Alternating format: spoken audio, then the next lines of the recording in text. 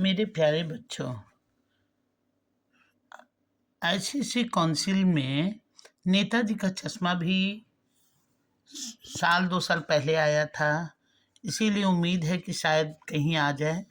इसलिए मैं चाह रही हूँ कि इसका भी एक्सप्लेनेशन आप लोग के सामने अच्छी तरह कर दूँ, ताकि तुम लोग ध्यान से पढ़ोगे तो अच्छी तरह नंबर ला सकोगे। उम्मीद मेरा यही है।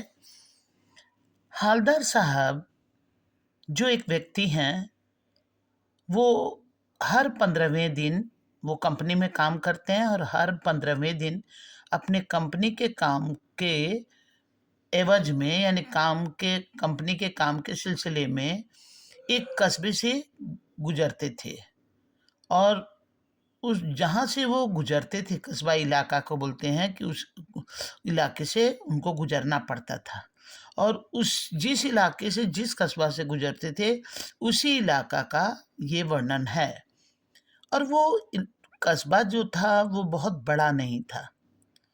उसमें पक्का मकान कहा जाए तो गिना चुना था। और बाजार भी जो था वो भी बहुत बड़ा विशाल नहीं था, बस नाम मात्र का छोटा सा एक बाजार था। और उसमें उसी इलाके में एक लड़कों का स्कूल भी था, एक लड़कियों का स्कूल था, एक छोटा सा सीमेंट का कारखाना भी था, और 2 ओपन एयर सिनेमा घर और एक नगर पालिका भी उसी कस्बे में था। नगर पालिका जो है वो हमेशा नगर पालिका का, जिसको इंग्लिश में बोलते हैं म्युनिसिपैलिटी, ठीक है? तो उसका काम जो है हमेशा कुछ न कुछ कराते रहना, कुछ न कुछ समाज में, कुछ न कुछ इलाका में कुछ न कुछ काम कराते रहने का नगर पालिका का काम होता है। यहाँ भी कभी नगर पालिका सड़क बनवा दिया करती थी, तो कभी जो सार्वजनिक पेशाब घर, जिसको कुछ पेशाब घर लिखा है जैसे सुलभ शौचालय, उस तरह का सुलभ शौचालय जैसा पेशाब घर बनवा दिया करते थे। कभी कबूतर के रहने के लिए जो छतरी होता है, जहाँ कबूतरों का बहुत सारा जमावड़ा, यानी बहुत सारे कबूतर एक साथ रहते हैं, तो उनके रहने के लिए जगह बनवा दिया करती थी। तो कभी कभी सम्मेलन करवा दिया करती थी। नगर पालिका जो थे, इसी नगर पालिका के एक प्रशासनिक अधिकारी जो थे, वो उस इलाके के मुख्य चौराहे मतलब जहाँ से 2-3 एंट्रेंस हो, जहाँ 2-3 तरफ के रास्ता का मेन जो होता है आने-जाने, उसको बोलते हैं, उसको मुख्य। तो वो मुख्य बाज़ार के मुख्य चौराहे 4 राहों का समूह। तो मुख्य चौराहे पर नेताजी सुभाष चंद्र बोस की एक संगमरमर की प्रतिमा लगवा दी। कौन लगाया? म्युनिसिपैलिटी के, नगर पालिका के एक उत्साही प्रशासनिक अधिकारी, याद रखना।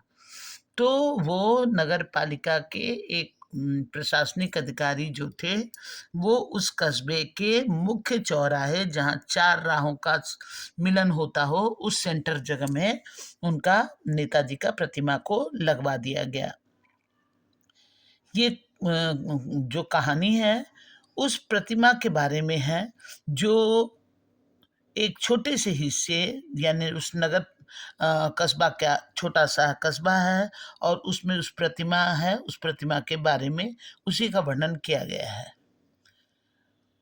अब कहता है कि देश, ये जो प्रतिमा लगाया गया था, देश में अच्छे कोई भी काम हो, जब तक तुम उसको डेप्थ में नहीं जानोगे तब तक तुम उससे अनभिज्ञ रहोगे। यहाँ पर भी जो नगर पालिका के अधिकारी थे, वो देश में अच्छे मूर्तिकारों की जानकारी नहीं होने तथा अच्छे मूर्ति का कॉस्ट का अंदाज़ा, या ये कितना ज़्यादा कितना कम लगेगा या कितना लगेगा, इसी ऊहा-पोह, मतलब होता है सस्पेंस, इसी ऊहा-पोह में उपलब्ध बजट से कहीं बहुत ज़्यादा होने के कारण, वो ये इसी सस्पेंस में वो चिट्ठी पत्री सब देते रहे। और बाद में बोर्ड के शासन अवधि समाप्त होने की घड़ी में स्थानीय कलाकार को भी अवसर देने के विषय में निर्णय किया गया।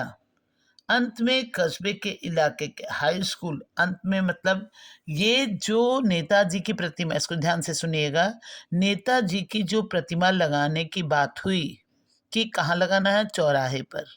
अब नेताजी की प्रतिमा बनाएगा कौन, लगाएगा कौन, इस सारी बात की ऊहापोह मतलब सस्पेंस, इस सस्पेंस में लोग से रुक रुक कर इसके क्या कहते हैं, कितना मूर्ति की लागत लगेगी, कितना, इस तरह से जगह-जगह ये बातचीत करते रहे। अंत में जब सारा कुछ निर्णय हो गया, तब इन्होंने देखा क्या कि कस्बे के इकलौते हाई स्कूल के इकलौते ड्राइंग सर जो थे, वो जिनका नाम था मोतीलाल, वो ही इस काम को करने के लिए तैयार हुए और महीने भर में मूर्ति बनाकर पटक देने का विश्वास भी दिलाए थे। अब जैसा कि इस अध्याय में कहा जा चुका है कि मूर्ति क्या चीज की बनी हुई थी, मूर्ति संगमरमर यानी मार्बल की थी। अब जो मूर्ति थी, आप नोटिस किए होंगे कि नेताजी की जो टोपी होती है वो एक तरफ झुकी हुई होती है और ऊपर नुकीला होता है। तो टोपी जो है वो नोक से कोट के दूसरे बटन, जो हम लोग कोट पहनते हैं, गोल गला वाले कोट, हम देखे होंगे कि नेताजी का प्रतिमा कैसा है। तो हम क्या कहते हैं, दूसरे बटन तक कोई 2 फुट ऊंची यानी गोल गला वाला कोट, जो गले से लेकर नीचे 2 फीट तक की ऊंची थी और उस पर नेताजी का कोट का बटन, दूसरा बटन वहां तक पहुंच पा रहा था, जो देखने में बहुत ही सुंदर और उसको बेस्ट कहा जा सकता है। नेताजी सुंदर लग रहे थे क्योंकि कोट भी पहने थे और टोपी जो थी कुछ कुछ मासूम और कम सीन, मतलब देखकर ही लग रहा था कि अभी ज्यादा उम्रदराज नहीं हुए हैं। तो कहता है नेताजी सुंदर लग रहे थे। अब फौजी वर्दी में थे नेताजी और मूर्ति को देखते ही, जैसे मूर्ति देखते हैं किसका, नेताजी का, तो दिमाग में तुरंत याद आता कि जल्दी चलो दिल्ली चलो। तो कहता है मूर्ति को देखते ही दिल्ली चलो, ये किसकी भाषा है, नेताजी सुभाष चंद्र बोस की भाषा है। तो कहते हैं कि दिल्ली चलो और तुम मुझे खून दो, मैं तुम्हें आज़ादी दूंगा। इस तरह के बातें जो हैं वो सफल सराहनीय और कहता है कि इस यह एकदम सफल सराहनीय प्रयास है और केवल ये नेताजी की जो प्रतिमा थी उसमें सब कुछ था, सब अप्रिशिएट करने, सराहनीय मतलब अप्रिशिएट करने लायक, यानी सब उसमें अप्रिशिएट करने लायक था जरूर, लेकिन नेताजी के आंख में एक ही चीज था कि ओरिजिनल चश्मा नहीं था। यानी नेताजी की प्रतिमा बनाने वाले या तो नेताजी का चश्मा बनाना भूल गए होंगे या नेताजी की आंखों में चश्मा नहीं था, इसका क्या कारण है। तो कहता है कि यानी चश्मा था तो, लेकिन संगमरमर का नहीं था। अब संगमरमर का मूर्ति है और चश्मा संगमरमर का नहीं है, तो क्या चीज का है भाई, जरा जाने। एक सामान्य और सचमुच के चश्मे के चौड़ा काला फ्रेम मूर्ति को पहना दिया था, यानी ओरिजिनल जो चश्मा का फ्रेम होता है वह नेताजी के आंखों में पहना दिया गया था।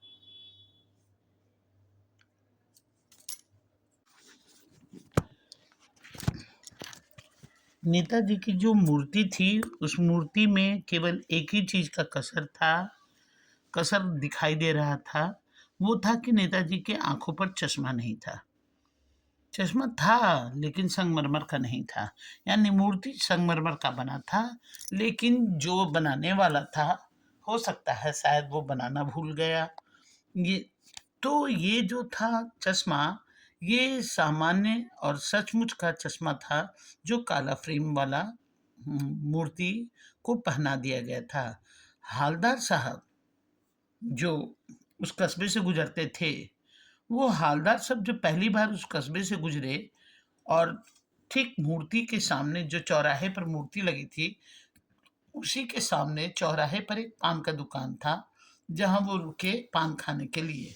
तब उनकी निगाह उस मूर्ति पर पड़ी और जैसे ही मूर्ति पर पड़ी, तो उन्होंने लक्षित किया मतलब नोटिस किया कि जो नेताजी का मूर्ति है, तो उसको उन्होंने बहुत ध्यान से देखा। उनके चेहरे पर एक कौतुक भरी मुस्कान फैल गई। किसका? हवलदार साहब का। काहे? कि उन्होंने देखा कि मूर्ति संगमरमर की है, पर इस मूर्ति पर ओरिजिनल काले रंग का चौड़ा फ्रेम वाला चश्मा पहनाया गया है। इसी को देखकर उनके चेहरे पर मुस्कान फैल गई और कहते हैं, वाह भाई, यह आइडिया भी ठीक है। मूर्ति पत्थर की है लेकिन चश्मा रियल। अब हवलदार साहब जीप कस्बा छोड़कर आगे बढ़ गई, यानी हवलदार साहब का जो जीप है वो उस कस्बे को छोड़कर आगे बढ़ गई। तब भी हवलदार साहब इस मूर्ति के बारे में सोचते रहे। मैंने गाड़ी आगे जा रही है, गाड़ी में बैठे हैं हवलदार साहब, लेकिन वो उस मूर्ति के बारे में ही सोच रहे हैं और अंत में इस निष्कर्ष पर पहुंचे कि कुल मिलाकर कस्बे के नागरिक का जो ये प्रयास है, उन्होंने मूर्ति बनाया है, लेकिन मूर्ति में चश्मा न होने के कारण ओरिजिनल चश्मा जो पहनाया है, ये एप्रिशिएट करने लायक है, सराहनीय है। अब महत्व उस मूर्ति के रंग रूप का नहीं है, उसके हाइट का नहीं है, उस उस भावना का है, वहाँ के रहने वाले व्यक्तियों की भावना का वो रिस्पेक्ट कर रहे हैं, महत्व दे रहे हैं कि आज तो देशभक्ति खत्म हो गई है। आज देशभक्ति का मजाक उड़ाया जा रहा है, लेकिन आज उन लोगों की भावना का ये कदर कर रहे हैं जो कि मूर्ति में चश्मा न होने के कारण ओरिजिनल चश्मा पहनाए हैं। दूसरी बार जब हवलदार साहब उधर से गुजरे तो उन्हें मूर्ति पर फिर कुछ अंतर नजर आया। ध्यान से देखा तो पाया क्या कि चश्मा दूसरा है। पहले मोटे फ्रेम चौकोर चश्मा पहना थे, अब तार वाला फ्रेम का गोल चश्मा है। हवलदार साहब का कौतुक और बढ़ गया। कौतुक मतलब जानने की चाह और भी बढ़ गया कि आखिर वाह भाई, ये आइडिया तो बहुत अच्छा है। मूर्ति कपड़ा नहीं बदल सक रहा है, लेकिन चश्मा तो बार बार बदल रहा है। आइडिया बहुत अच्छा है। और फिर वो तीसरी बार फिर नया चश्मा था। मतलब जब वो तीसरी बार आए तो फिर देख रहे तीसरा बदला हुआ चश्मा है। हवलदार साहब को आदत पड़ गई। हर बार वो चश्मे से कस्बे से गुजरते और चौराहे पर रुककर पान खाते और उस मूर्ति को ध्यान से देखते कि मूर्ति में क्या चेंजिंग है। एक बार जब कौतूहल कौतूहल मतलब जानने की चाह दुर्दमनीय हो गया। दुर्दमनीय मतलब आउट ऑफ कंट्रोल तो हो उठा, तो पान वाले से ही पूछ बैठा, जो वहाँ पान वाला का दुकान था, उसी से पूछ बैठे कि क्यों भाई, क्या बात है? ये तुम्हारे सामने जो चौराहे पर नेताजी का चश्मा नेताजी का जो मूर्ति है, इसका हर बार चश्मा कौन बदल देता है? कैसे बदल जाता है? तो पान वाला खुद के मुँह में पान ठूसा हुआ था और वो काला, मोटा, खुशमिजाज माने हमेशा हँस मिजाज, खुश मिजाज वाला व्यक्ति था। वो हवलदार साहब का प्रश्न सुना और उनके आँख से अपना आँख मिलाकर आँखों ही आँख में हँसा। जैसे हँसा तो उनकी टोन जो है, उनका बड़ा-सा पेट वो थिरका मतलब हिला। पीछे घूमकर उसने दुकान के नीचे जो पान का पीत होता है, उस पीत को थूका और अपनी लाल काली पतीसी दिखाकर बोला, कैप्टन चश्मे वाला करता है। क्या करता है? हवलदार साहब पूछ रहे, क्या करता है? हवलदार साहब कुछ समझ नहीं पाए। तब उसका जवाब में पान वाला कह रहा है, चश्मा चेंज कर देता है। पान वाले ने समझाया, क्या मतलब? क्यों चेंज कर देता है? हवलदार साहब अब भी नहीं समझ पाए। अरे कोई ग्राहक, गिराक मतलब कोई ग्राहक, कोई कस्टमर आता है, उसको यदि चौड़ा फ्रेम वाला चश्मा पसंद आया, तो कैप्टन किधर से लाएगा? उसी में से मूर्ति से उतार कर चौड़ा फ्रेम वाला चश्मा उस कस्टमर को दे देते हैं और दूसरा फिर से नेताजी की मूर्ति में पहना देते हैं। अब हालदार साहब को बात समझ में आ गया कि एक चश्मा वाला है जिसका नाम कैप्टन है, वो नेताजी को बगैर चश्मा का उसको मूर्ति बुरा लगता है और वो उसको आहत दुखी करता है। इसलिए चश्मे के बिना क्योंकि नेताजी को असुविधा होती होगी, इसलिए वह अपनी छोटी सी दुकान में जो गिने चुने चश्मे का फ्रेम है, उसमें से कोई ना कोई चश्मा ग्राहक के पसंद आ जाने के बाद उसे देकर कोई ना कोई चश्मा नेताजी को की मूर्ति पर पहना देता है। अब नेता और जब वो मूर्ति में से फ्रेम निकालता है तो वो नेताजी से क्षमा मांगते हुए दे देता है। तब नेता हालदार साहब बोलते, वाह भाई खूब आइडिया है, लेकिन भाई अब भी एक बात समझ में नहीं आई। पान वाले से पूछ रहा है कि हालदार साहब ने पान वाले से फिर पूछा कि नेताजी का ओरिजिनल चश्मा कहाँ गया? मतलब जब उनका मूर्ति बना मार्बल का, तो मार्बल का ही चश्मा बनना चाहिए। तो कहता है कि नेताजी का ओरिजिनल चश्मा कहाँ गया? पान वाला फिर दूसरा पान अपने मुंह में ठूस कर कहा, दोपहर का समय था, दुकान पर भीड़ भाड़ अधिक नहीं थी, इसलिए फिर आंखों ही आंखों में हंसा। फिर भी उसकी टोन थिरकी मैंने हिली और वो कत्थे का डंडी फेंक कर फिर अपने मुंह के पीक को नीचे थूका और मुस्कुराता हुआ बोला, मास्टर बनाना भूल गया होगा। जब वो मूर्ति बनाया उस समय चश्मा बनाना भूल गया होगा। पान वाले का ये एक मजेदार बात थी, लेकिन हालदार साहब के लिए ये चकित और द्रवित कर चकित आश्चर्य सरप्राइज और द्रवित मतलब दुखी करने वाली बात थी।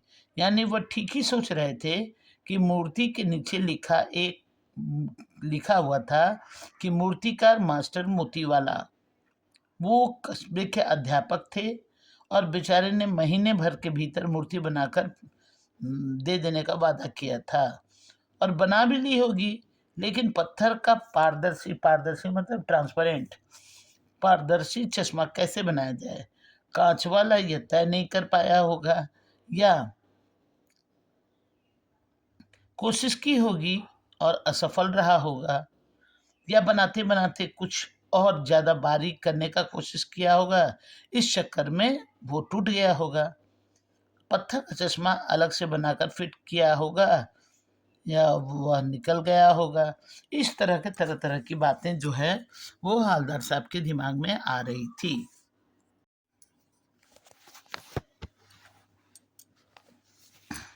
हालदार साहब को यह सब बड़ा विचित्र लग रहा था और जानने की चाह भी बढ़ रही थी, कौतूक भरा भी लग रहा था और इसी ख्यालों में खोए खोए वो पान वाले का पैसा चुकाकर अपने चश्मे वाले की देशभक्ति को सैल्यूट दे रहे थे कि सच में ये इसकी देशभक्ति कितनी प्रबल है।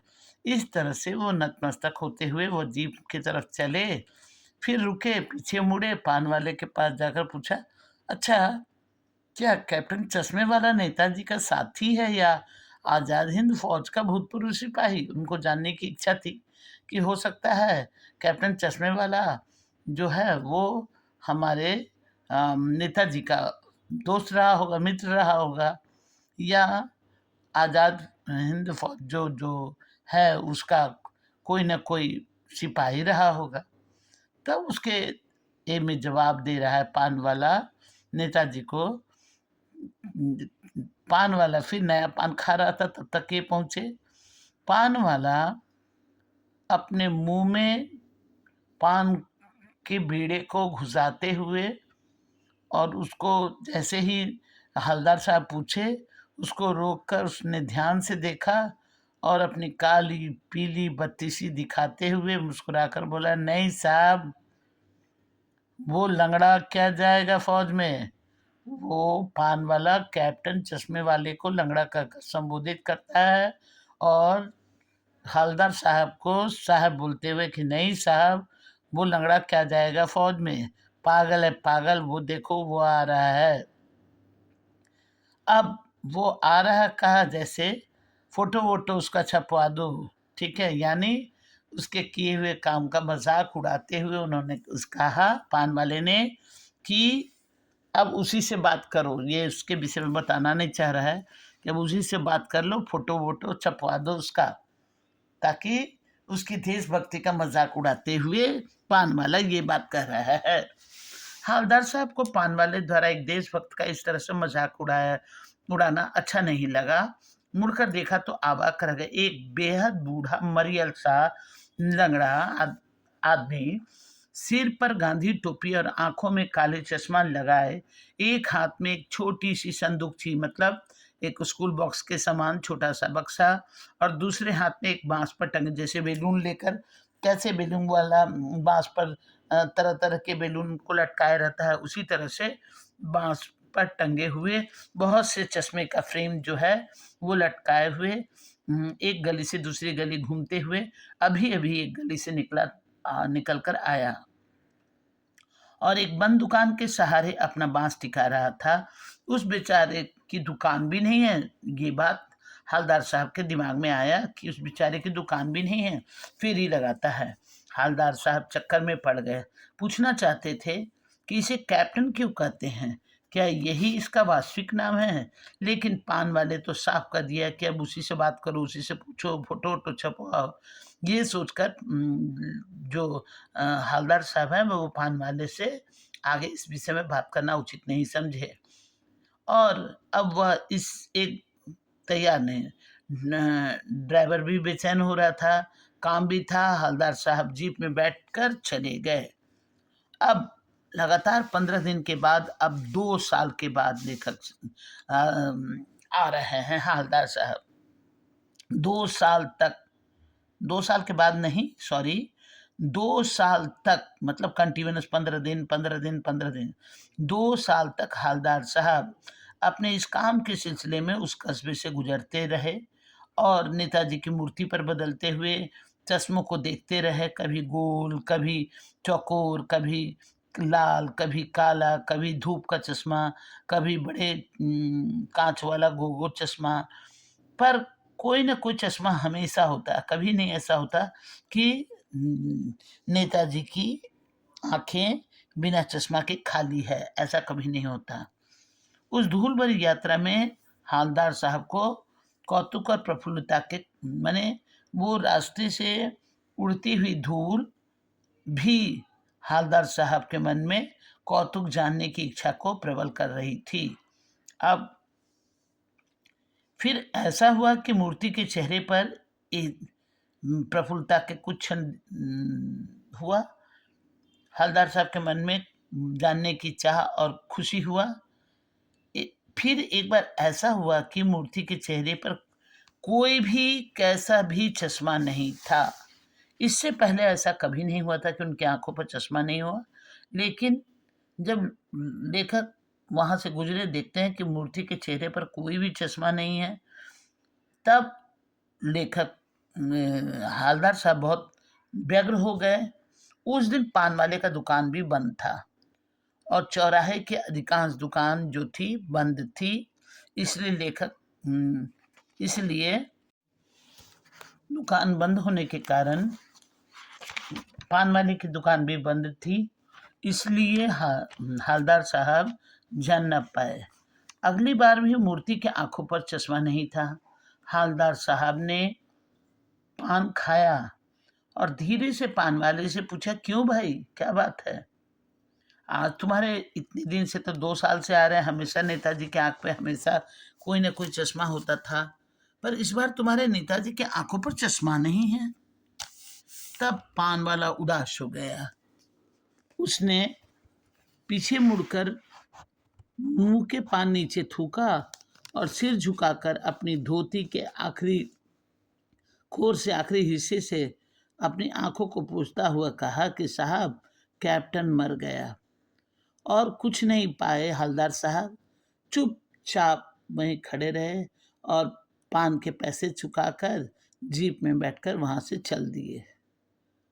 पर बार-बार सोचते, रास्ते में ये बात सोचते कि उस कौम का क्या होगा, उस जाति का क्या होगा, जो आज देश के खातिर अपने घर, गृहस्थी, जवानी, ज़िंदगी सब कुछ होम कर दे रहे हैं, मतलब इसी को सर्वस्व मान रहे हैं, तो उनका क्या होगा? और अपने लिए भी वो बिकने का मौका ढूँढती है, बहुत दुखी हो गए।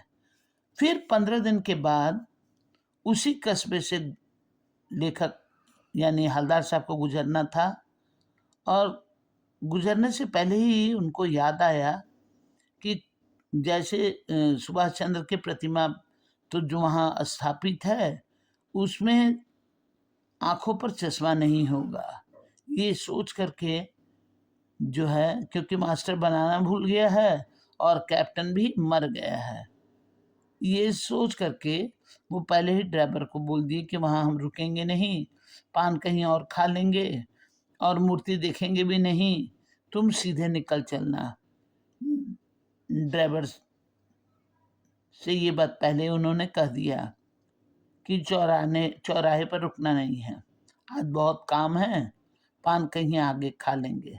क्यों? ये कुछ नहीं था, लेकिन उनका मन जो है वहाँ पहुँचकर दुखी हो जाता था, इसीलिए वो ये बात सोच के रखे थे। लेकिन आदत से मजबूर आदमी चौराहे आते ही मूर्ति की तरफ उनका नज़र उठ गया, और उन्होंने कुछ ऐसा देखा कि चीखे, रोको। जैसे गाड़ी में थे, देखते देखते बोलते हैं रोको। गाड़ी बहुत स्पीड में थी, ड्राइवर जोर से गाड़ी को ब्रेक मारा इनकी आवाज़ को सुनने के बाद, और तब लोग देखने लगे कि भाई इस तरह एकाएक गाड़ी का ब्रेक क्यों मारा गया। जीप रुकते ना रुकते, लेकिन हालदार साहब जो हैं उस कार से कूद कर के नीचे उतरे हैं और उतरकर सामने खड़े हो गए हैं। और जैसे ही उन्होंने क्या देखते हैं कि मूर्ति की आंखों पर ओरिजिनल चश्मा नहीं है, संगमरमर का चश्मा नहीं है, पर क्या है, बच्चों के द्वारा बनाए गए सरकंडे जो होते हैं, गांव खेत खलिहान में होता है, पतला, जैसे झाड़ू का सीख होता है उसी तरह से पतला। तो कहता है कि मूर्ति के आंखों पर सरकंडे के चश्मे का छोटे से सरकंडे का चश्मा बना हुआ था, और जैसे बच्चे बनाकर बड़े के आंखों में पहनाते हैं उसी तरह। और हालदार साहब बहुत भावुक थे, इस भावुक थे, इतनी सी बात सुनकर उनकी आंखें भर आई। अब उम्मीद करते हैं बच्चों की स्टोरी समझ में आया होगा। मेरे चैनल को सब्सक्राइब करने का कष्ट करिए ताकि मेरा मनोबल बढ़े, और फिर जो बाकी चैप्टर है उसको भी मैं आप लोग की सुविधा के लिए डाल दूंगी।